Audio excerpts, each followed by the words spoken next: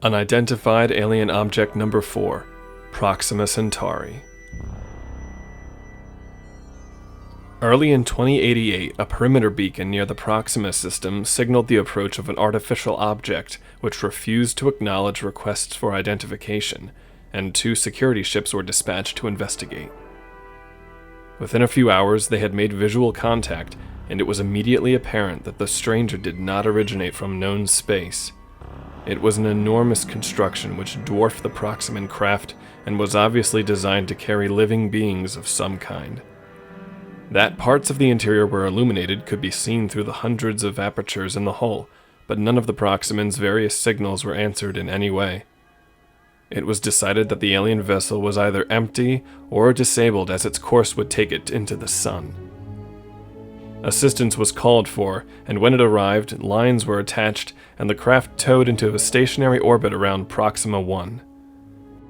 It was certainly a bizarre object, made more so by its prodigious size and unlike any spacecraft ever seen.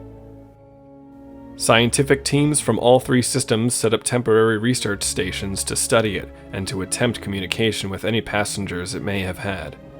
When all attempts failed, it was decided to force entry, upon which the craft was found to be entirely deserted. That it had been equipped for life forms of some kind was easily determined from the nature of the internal fittings and equipment, but whatever these beings were like, it is doubtful that they were humanoid. Although it has been possible to identify many of the craft's features, much remains a mystery even after nearly 20 years of study.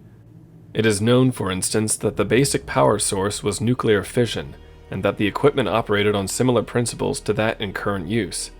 Also, the 2 massive spheres forming part of the hull contained plant life of some kind, as the presence of organic debris in them indicates.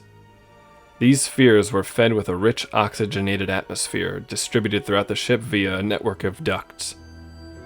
The implication is that this represented the required atmosphere, and therefore that they, like we, were a carbon-based life form. The hull itself appears to be organic in composition and is formed by an atrophied cellular structure. This suggests that the outer body of the ship was itself a living organism at some time. Whether this was before or during its function as a spacecraft has not been established. One further conclusion generally accepted by the investigating teams is that the entire structure was originally attached to something else. There is a number of projections with fittings of various kinds which appear to have no obvious function other than to connect with another body of similar construction. This view is reinforced by the fact that the hull carries no engines or any other possible source of motive power.